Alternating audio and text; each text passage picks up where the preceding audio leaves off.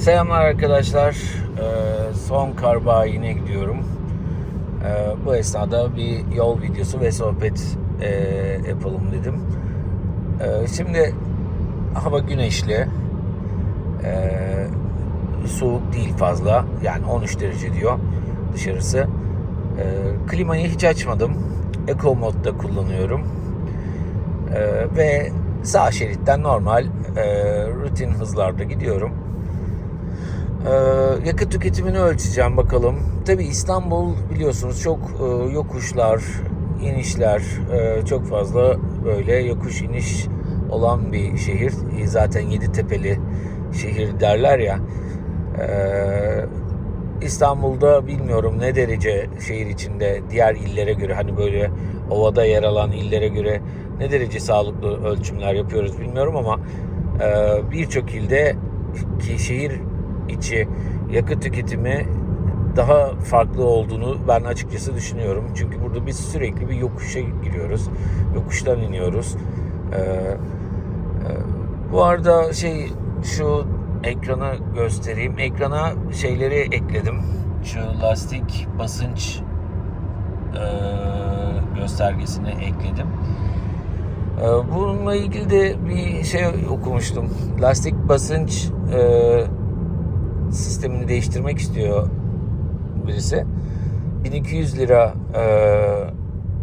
malzeme fiyatı. Değişim ücretine de 10.000 lira istiyorlar. Adam da yazmış işte, ben bunu diyor demiş, yazın yaz lastiklerini değiştirirken bedavaya getiririm, niye şimdi değiştiririm demiş. Yani mantıklı. Sizler de eğer bu göstergenizde arıza olursa lastik sensörlerini lastik değişimleri sırasına getirebilirsiniz arkadaşlar. Bunu da göstergede şöyle bakın sağ tarafa ekledim. Şu anda 3 tanesi 40, bir tanesi 38. Bunu da hazır servise gitmişken soracağım. Şu sol arka tekerlek 38 gösteriyor. Tabii bu genleşmeyle de alakalı. İlk bindiğimde 38 idi bir tanesi. Tabii bu konu hakkında yorumları olan varsa yazabilir. Şu anda ne kadar olmuş? 9.1 kilometre olmuş ve yakıt tüketimim 3.9. Gayet iyi. Onun haricinde bayram trafiğinde yollarda kalanlara şahit olduk tabii haberlerde. Özellikle elektrikli araç kullananlar bu menzil sıkıntılarını yaşamaya devam ediyor sanırım. Tabii Mercedes'in CLA'sını ya da BMW'nin X3'ünü konuşmuyoruz. Onlarda menziller artık iyice arttırılıyor. Özellikle X3'ün ve CLA'nın bu anlamda 700-800 kilometreye varan menzilleri var. Fakat genel itibariyle bu menzillerdeki, elektrikli araçlardaki menzillerdeki düşüklük nedeniyle düşük hızlarla şehirler arası yolculuğu tamamlayanlar, işte batarya bitmesin diye yavaş gidenler, klimayı açmayanlar, bunun gibi pek çok şey okuduk veya özellikle bayram trafiğinde şarj ederken büyük sorunlar yaşayanlar, sıra bekleyenler vesaire. Bunlarla ilgili oldukça fazla şey okuduk. Yani ben hala aynı düşüncedeyim. Elektrikli arabaya geçiş için biraz erken olduğunu, sistemin iyice oturması gerektiğini düşünenlerdenim. Her sene yeni çıkan modellerde bu menzillerin arttırılacağını ve daha ekonomik hale geleceğini düşünenlerdenim. Tabii kendinize ait bir garajınız varsa, evden kolaylıkla şarj edebiliyorsanız, şehir içi kullanımda oldukça pratiklik sağlayabilir. O nedenle menzil kaygıları ile ilgili, elektrikli araç kullanımı ile ilgili şu an daha erken olduğunu düşünüyorum. Bir de bu bataryaların 10 yıl sonra tamamen bittiğinde değişimleri nasıl bir masraf açacak? Yani siz 10 yıl boyunca elektrikliden tasarruf yapacaksınız. Sonra birden pat diye 10 yıllık bataryanın inanılmaz bir rakamı çıkarsa karşımıza ne olacak? Mesela yine geçen bir sosyal medya fenomeninin videosunu gördüm. elektrikli araç almıştı. Geçen yıllarda böyle öve öve bitiremiyordu. Şimdi şey demiş videosunda, siz de muhtemelen biliyorsunuzdur onu. İşte menzili düşük olduğu için başka bir modele geçmeyi düşünüyorum. Yani biraz daha menzil veren, yani ben şehirler arası yolculuk yapıyorum. Biraz daha menzili fazla olana geçmek istiyorum. Yine elektrikliden devam etmek istiyorum. Tabii hepimizin böyle imkanı yok. Sürekli canımız sıkıldıkça araba değiştirme gibi, ya da bunlar zor işler yani. Kolay iş değil. O nedenle hibrit arkadaşlar. Hibrit. Toyota hibritten şaşmayın diyorum. Ben şimdi 1,5 aydır kullanıyorum. Yani oldukça memnunum. Şehir içi trafikte zaten inanılmaz akıyor yani. Araç çok sessiz. Şehir içinde inanılmaz sessiz. Şehirler arası yolculuk videoları da yaptım. 140 kilometre hızları tabii kurallar ölçüsünde uyarak kurallara denedim. Ses yalıtımı bence gayet yeterli. Herhangi bir sorun yok. O tabii siz çok yokuş çıkarsanız, böyle dimdik yokuş filan, illaki motordan bir ses gelecek. Yani bu kadar da prenses olmayalım diye düşünüyorum açıkçası. Onun için hibritten yana benim oyum. Çünkü ben şunu düşünenlerdenim. Ben menzil kaygısı yaşamak istemiyorum. Benzini alıp abi istediğim gibi basıp gitmek istiyorum. 5 dakikada benzini doldurup istediğim gibi gitmek istiyorum diyenlerdenim. Sizler ne düşünüyorsunuz? Tabii yorumlarınızı alabilirim. Yolculuğun sonunda tam olarak ne kadar yakmışım ona da bakacağım. Bakın biraz dur kalk trafiği de başladı. Bu arada hiç cruise kontrol tuşlarını kullanmadım. Tamamen kendim sürüyorum.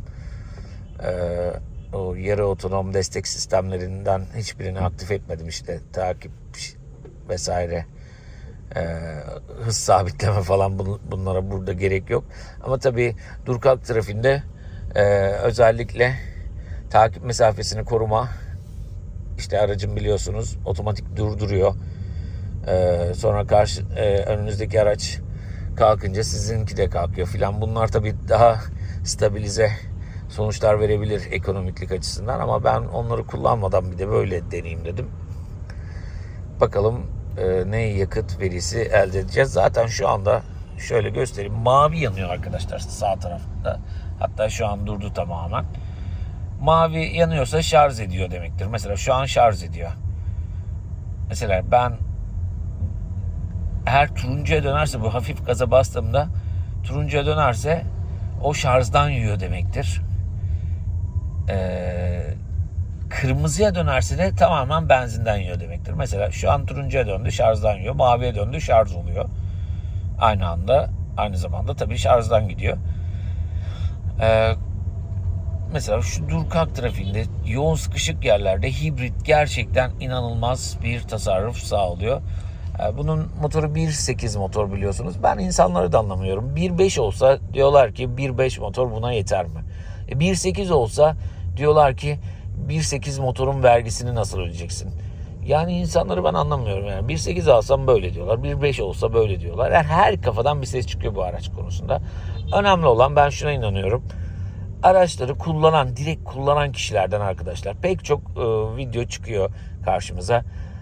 Adam tanıtıyor falan ama bizzat kullanmamış veya bir tanıtım amaçlı işte 1 saat kullanıyor falan. Böyle benim gibi, mesela ben Corolla Cross kullanıyorum.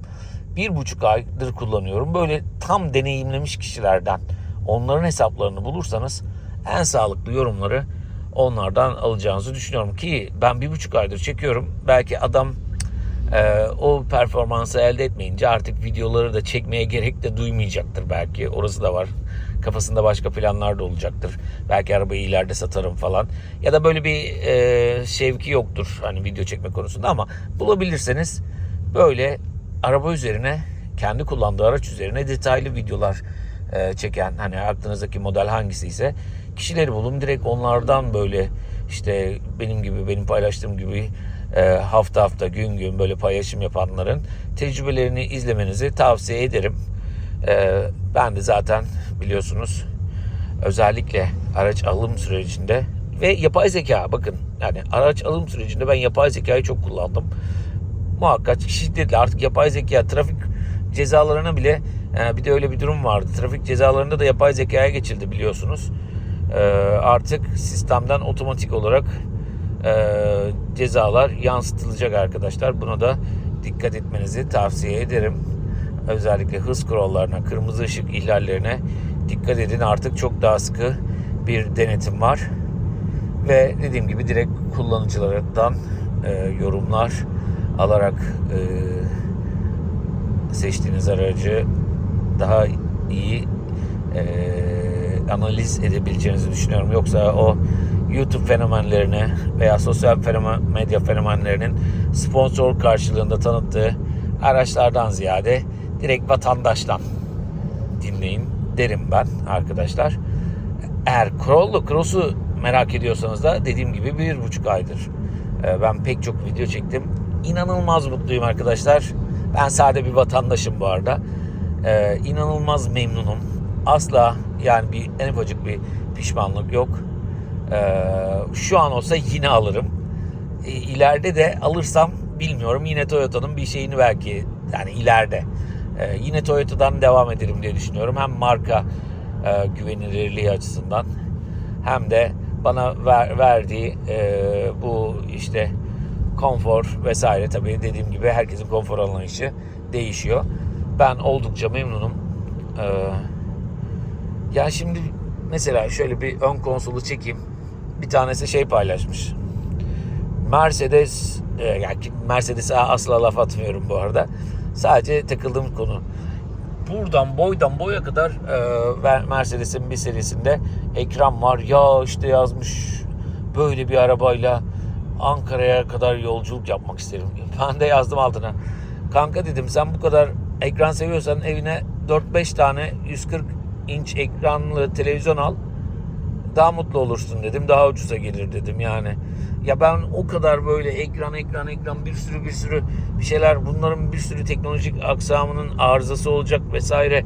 Yani ben bunlara yetişemem.